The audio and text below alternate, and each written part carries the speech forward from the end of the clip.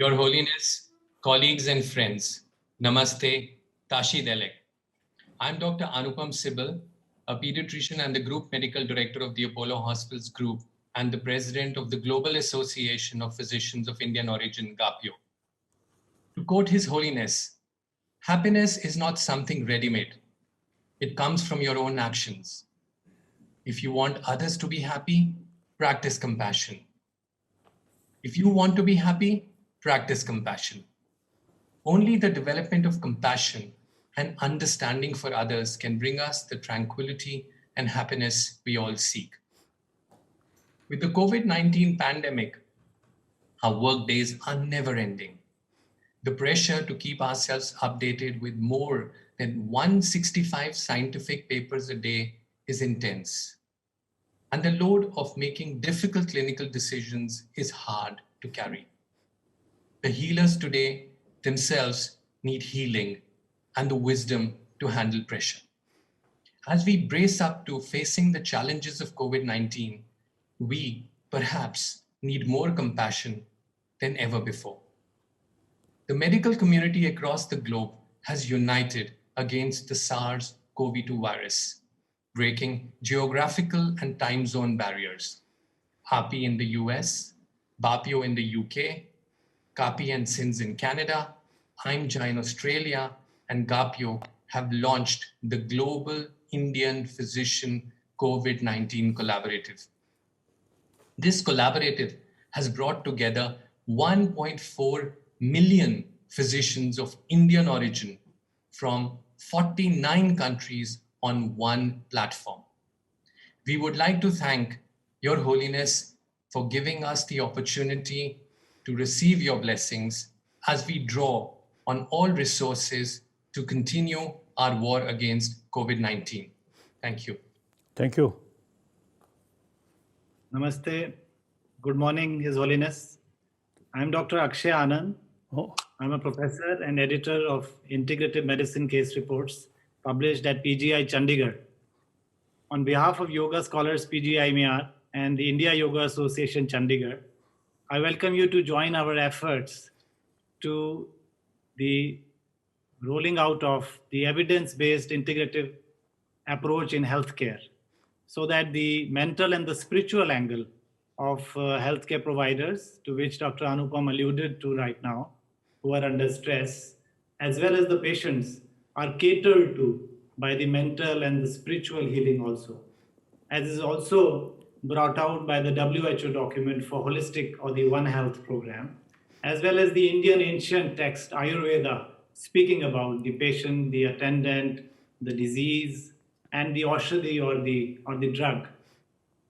We have been carrying out continuous educational series at our Facebook, bringing all the disciplines of molecular biology, yoga, medicine together, and trying to engage people in research efforts. You always mention analyze, analyze, analyze. So we are trying to teach people how to do research, people from yoga and Ayush system, and provide them research designs, models, statistical tools, so that research becomes a movement, and this evidence is used to roll out the integrative health agenda, which is more holistic for both the providers as well as the patients. We also feel, His Holiness, that the compassion may not be complete until compassion in medical practice may not be complete until we are able to integrate this with the other pathies such as Ayurveda, Siddha,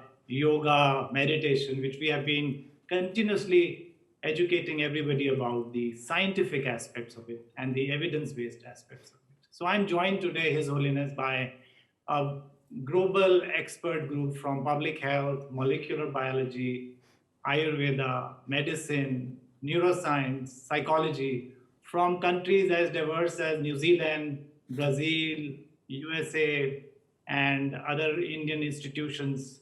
All these have come together and inspired by Dr. Elizabeth Blackburn, who's a Nobel laureate, also with us to have a dialogue with you and to learn the value of compassion and, if possible, to generate evidence of what compassion does to our healthcare and then maybe take ourselves to an intergovernmental agenda to roll out integrative health in all the hospitals that have physicians, which have Ayurveda acharyas, professors of yoga, and people who teach meditation and do meditation. And therefore, we look at this dialogue with you, His Holiness, as a biological link between our lifestyle and our health. And we want to bring in the biologists to come out of their labs and to put out this data to everybody in the public for healthcare. I'm joined today also with my distinguished colleagues, Elisa Apple from the University of California, Dr. Vikram Patel from Harvard, Dr. Sadbir Khalsa from Harvard as well, Ziva Khan from Singapore, and Dr. Ranil from Sri Lanka, Dr. Anita Jain from the British Medical Journal. And they're all, and other colleagues in the other screen that you can see, colleagues from All India Institute, New Delhi, NIMHANS, Bangalore, and other, we have Dr. Harpreet, Dr. Bala from Harvard, and all of them have come together to have a dialogue with you in order to come out with a research program which is global, translational, and for the help of all the patients out there. I would like to welcome you to this dialogue on integrative health and your own talk on compassion in medical practice by a shloka in Patanjali Sutra, Yogaschit Vritti Nirodha. It is the mental perturbations which have to be calmed down in order to undertake healthcare, research, or any activity. Welcome, His Holiness. Thank you. Thank you. 다 가래. 가래.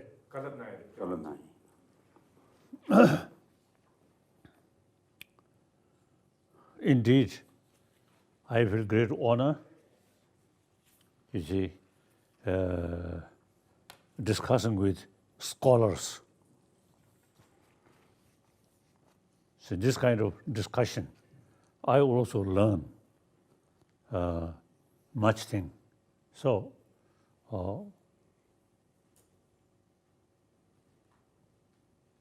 one Tibetan as the scholar, I think at least a few centuries ago, he mentioned the we till achieve Buddhahood, we are student to learn, always learn, to learn. So I believe that. Now, about health, this body, the body element, and then with that, emotional element or mental element. So our health naturally related with our mind, our emotion, and physical sort of physical level. So mental level, as you mentioned, compassion, altruism, that brings inner peace, inner strength. So that brings peace of mind. So even you see some trouble or some people criticize, so you consider them as our teacher. You must feel gratitude, not sort of counter anger or like that, not that way. So the compassion is best sort of also the countermeasure for anxiety, anger. So that's one part. And then physical, yoga, or for example, you see the breathing control,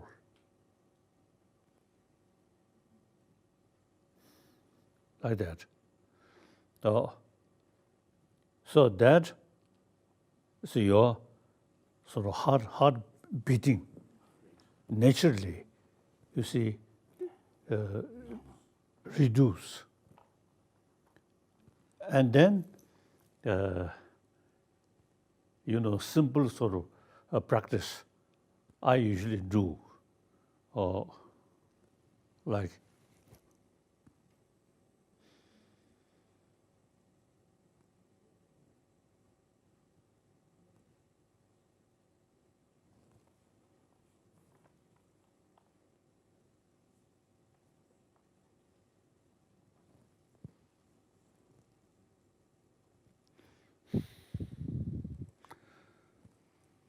like that.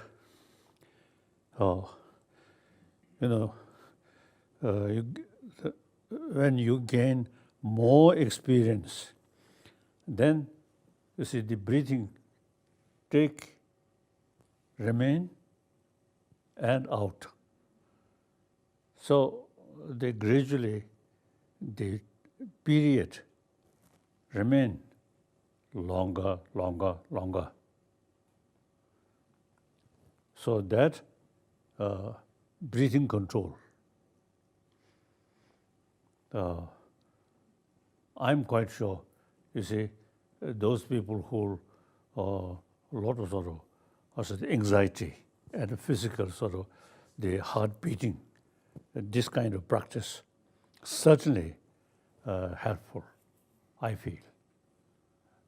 Although these ideas come from Indian traditional, also the Dharma text or religious, but these are, we can consider as a academic subject, not something dharmic sort of practice for nirvana or good life next time, like that. Not for that. Simply is how to build healthy body. And that also, you see, helpful to reduce anxiety. So now I have, the last few decades, I have serious discussion with scientists. The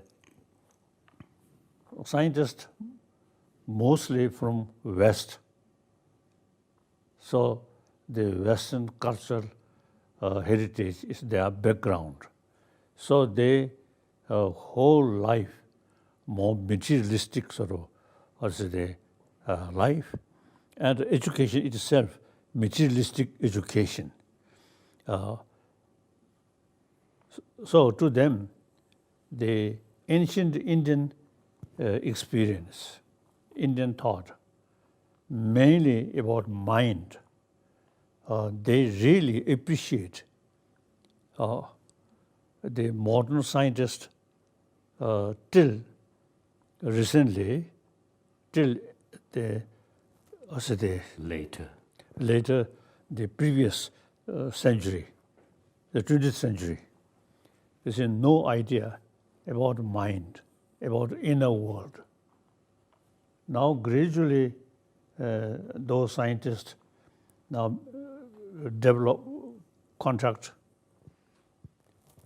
Here, I think my own experience, then they gradually, they really appreciate, they realize their sort of education or their thinking, more materialistic way, is something lacking about our inner world. So these days, I usually use the word hygiene of physical, hygiene of emotion. The hygiene of physical, of course, the whole world, you see, pay much attention about physical health. But about hygiene of emotion, something new.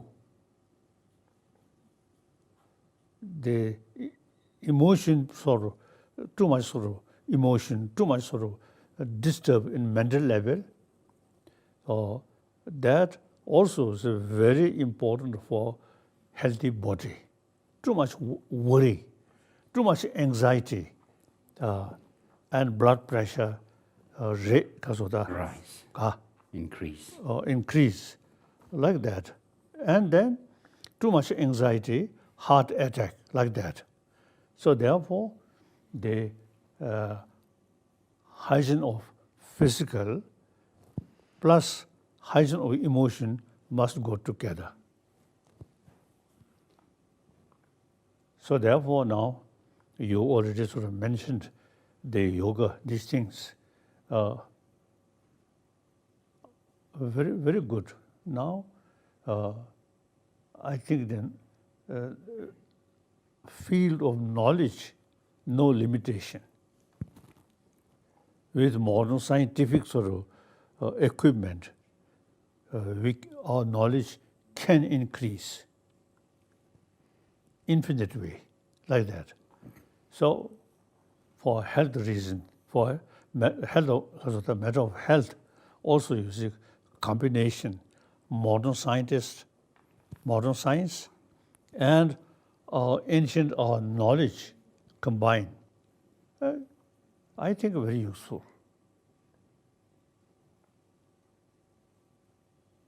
Then, even practical level, now today's world, everybody wants happy life, peaceful world. But actually, many problems are essentially our own creation. We human beings create a lot of problems. Since many problems which we are facing is our own creation, therefore, now we have the responsibility to reduce these problems, since these problems are our own creation.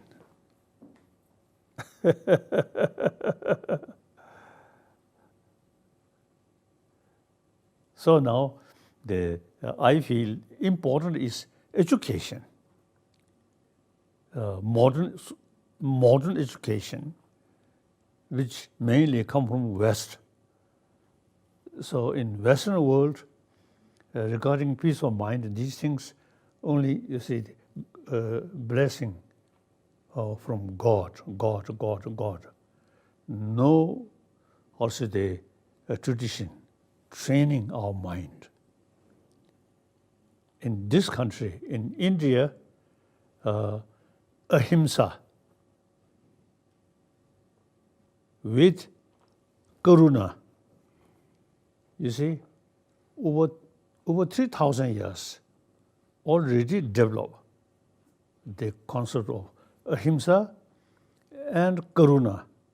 And these also, you see, through practice of shamatha or practice of vipassana, over 3,000 years in this country. So regarding the mental peace, dealing with emotion, the 1,000-year-old India's tradition, I think very, very useful. According to my own little experience, you see, these 1,000-year-old India's tradition, dealing with emotion, it's very, very useful. So now, I always say, expressing in 20th century, Mahatma Gandhi ji, you see, India's 1,000-year-old ahimsa, non-violence. Now he practiced that, and in political freedom fight, he implement ahimsa. And then he also show whole world non-violent struggle. So South Africa and in Europe, in America, many people, you see, very much attracted about Mahatma Gandhi ji's non-violent struggle. One example, Bishop Tutu, totally following Mahatma Gandhi ji's non-violence. then Kasa, Nelson Mandela. Nelson Mandela, and America, Martin Luther King. So all these, you see, follow or impressed Mahatma Gandhiji's, you see, non-violent struggle. So now, time come, India's knowledge about how to build inner peace out of karuna. Now that not considered as a practice of religion, but these are how to say kasa Secular. shen ka Academic. ka Academic. academic training how to create mental peace.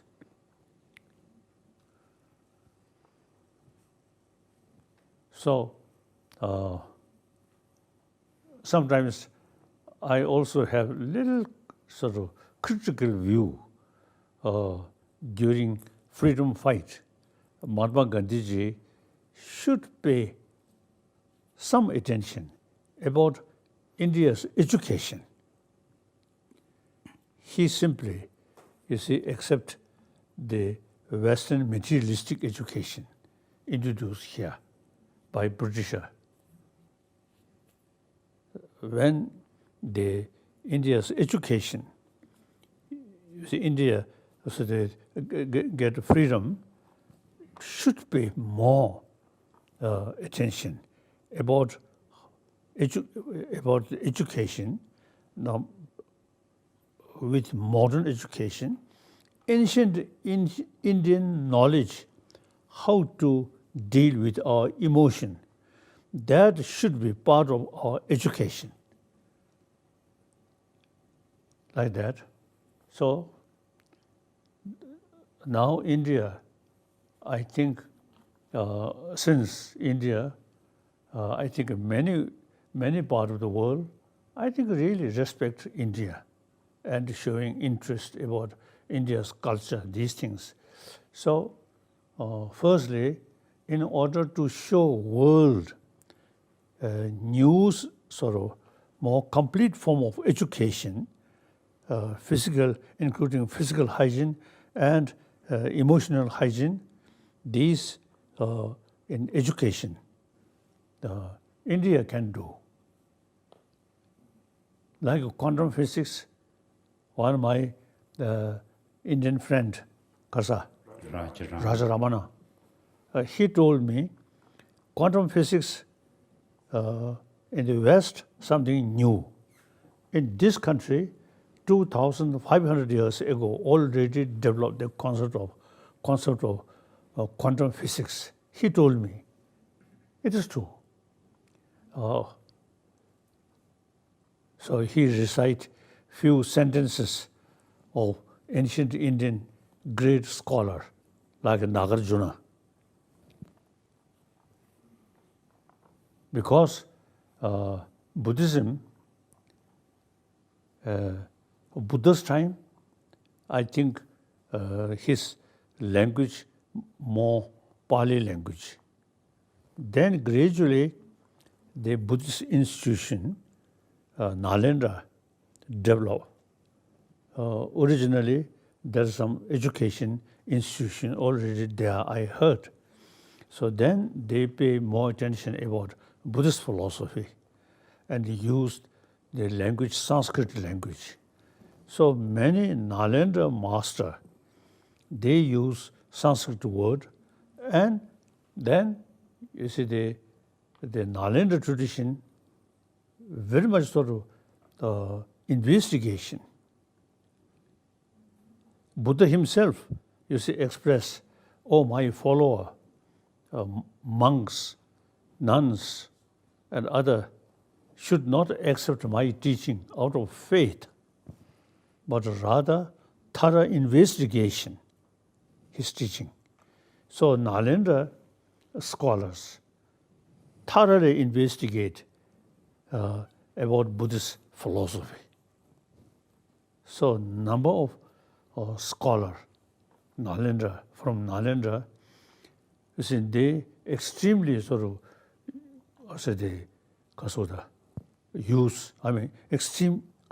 extremely investigate about Buddhist philosophy, Buddhist teaching. So when we find some contradiction, Buddha's own word with their investigation, then they use the right to reject Buddha's own word. So the Nalendra tradition, I think now Sanskrit tradition, the Pali tradition, Sanskrit tradition. The Sanskrit tradition, I think extremely useful. Always use a logical approach, not faith, not belief. So now today, my own experience, last few decades, I have serious discussion, as I mentioned earlier, serious discussion with modern scientists. You see, no problem. Since we emphasize investigation, not just a faith. And correct too. 당말이다. 좋아요, 맞다. 저 영어로 뭐지? 슈르지. 가. Now health, as I already mentioned, the peace of mind should be part of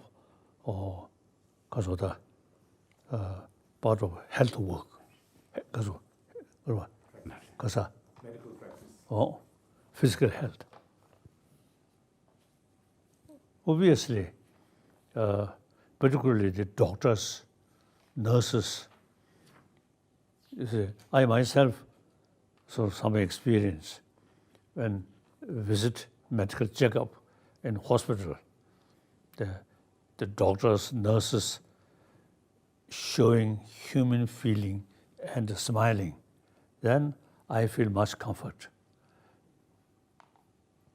In 1954, I was in China. One Chinese doctor, very good doctor, when I get some problem, so he very serious. But usually he never smiles. Very serious face.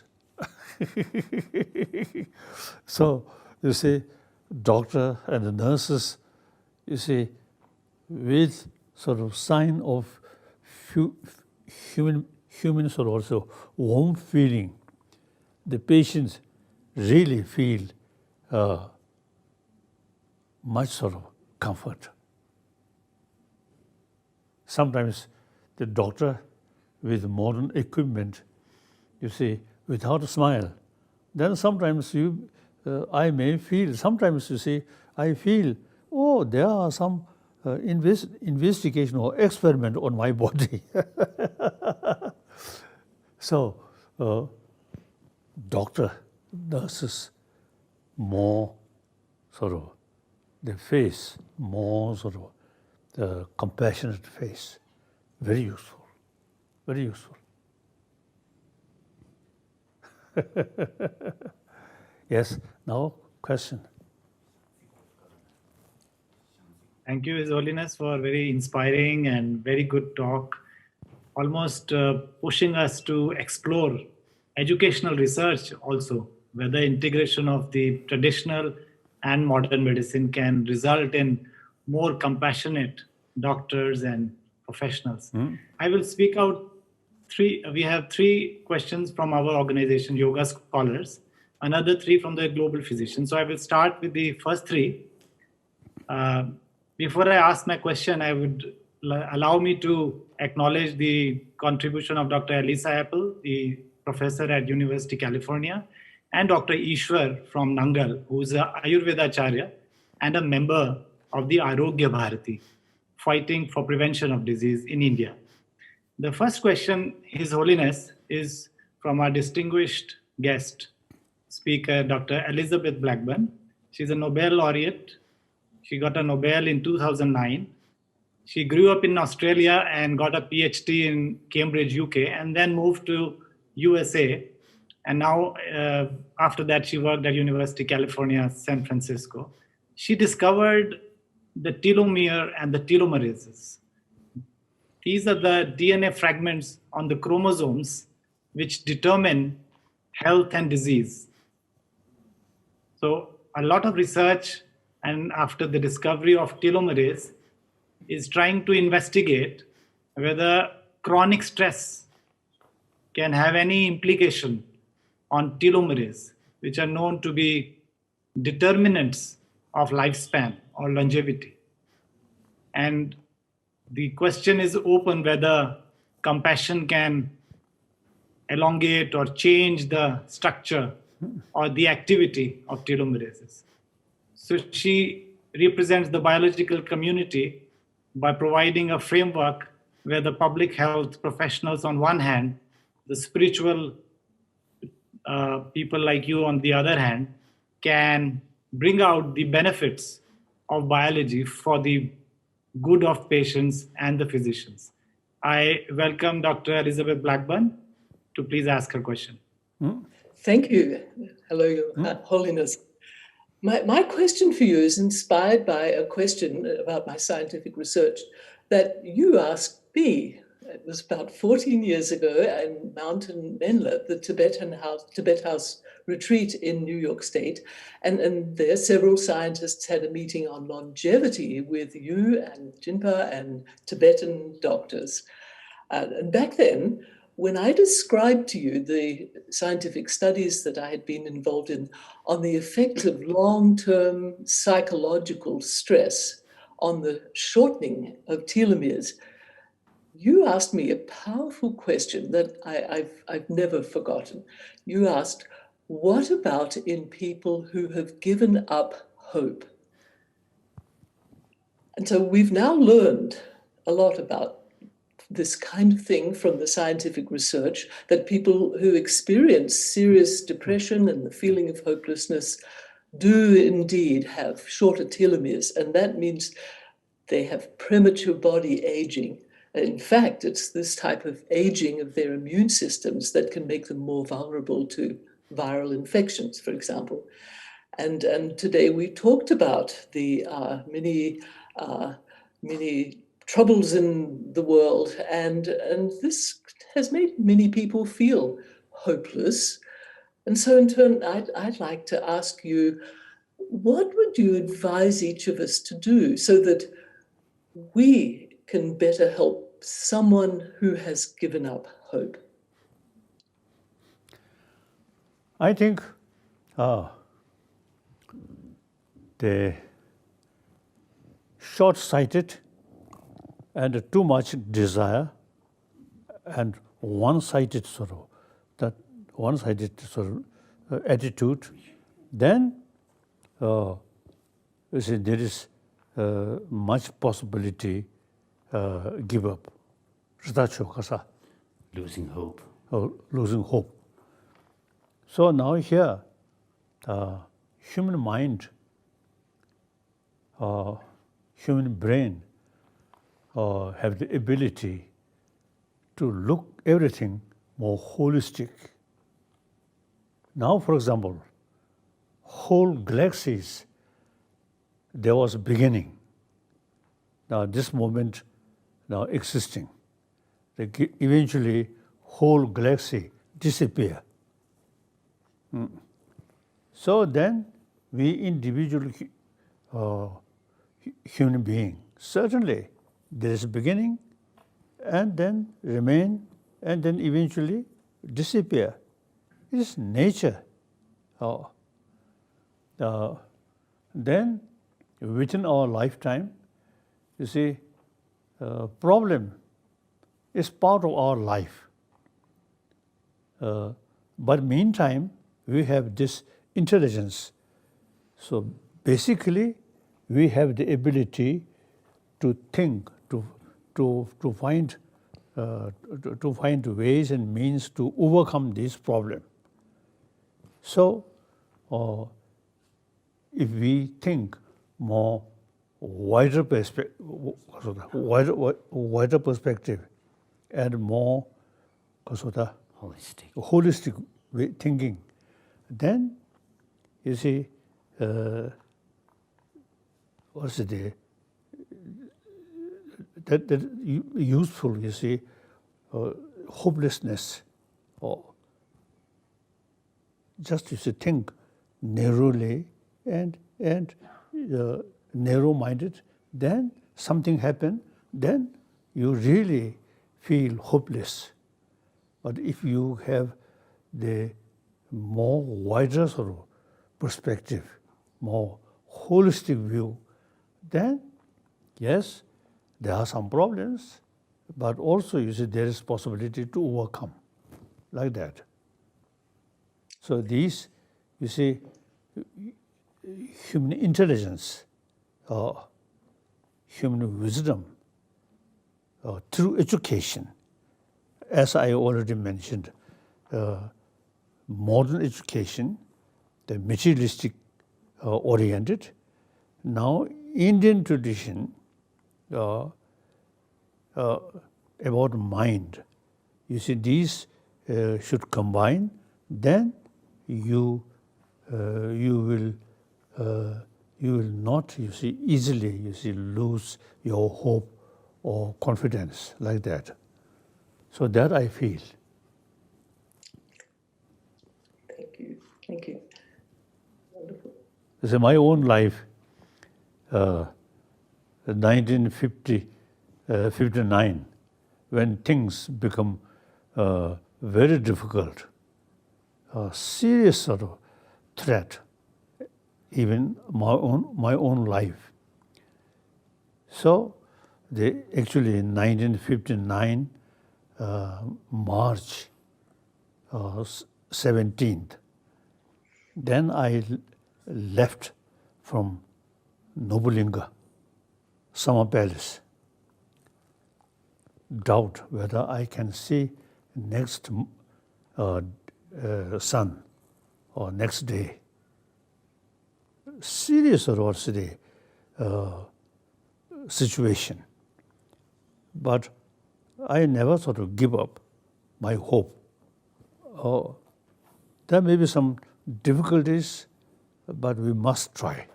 We must try, and without losing determination. Then 17th March 59, then 18th morning, and I feel great relief. Now, at least for the time being, no danger of my life.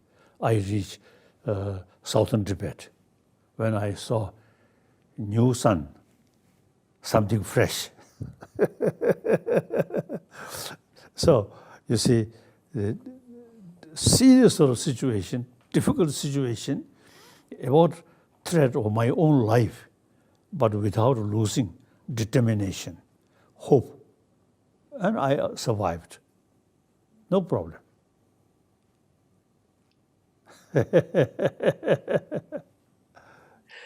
Thank you so much. Thank you.